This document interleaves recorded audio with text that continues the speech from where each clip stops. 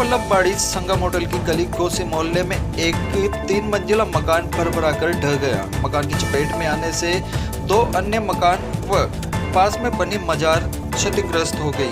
हादसे में एक 7 वर्षीय बालिका सहित 5 लोग समय रहते घर से बाहर निकल गए, जिससे जानहानि होने से बच गई। घटना के बाद मौके पर अफरा तफरी का माहौल मच गया।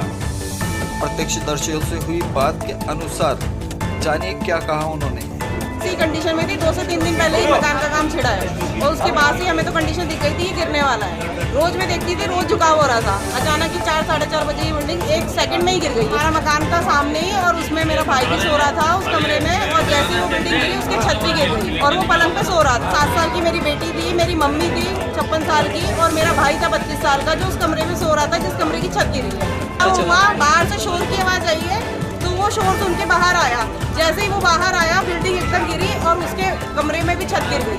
वो तो बचाव हुआ कि बाहर चोर आया इसलिए वो बच गया, वरना आज मेरा भाई नुकसान हो जाता हमारा। नाम बताया।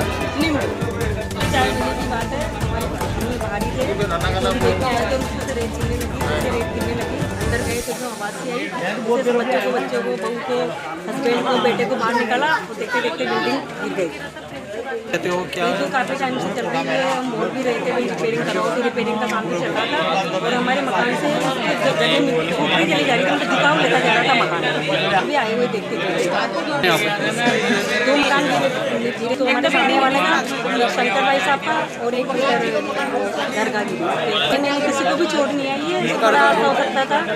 3 लोग मजदूर थे इसमें, वो भी निकल चुके हैं, सब निकल गए थे। आपका नाम बता। संगीता में चाय पी रही, मैं अंदर चाय पी रही भाई साहब में, तो धीरे धीरे ये सब चल रहा है में कोई हुई बाहर निकल, तो मकान रस तो दिखे तो मैं अंदर चलेगी, फिर कहीं वो नीचे आएगी मकान से। महिला का छोरा है सीढ़ी लगा नीचे उतार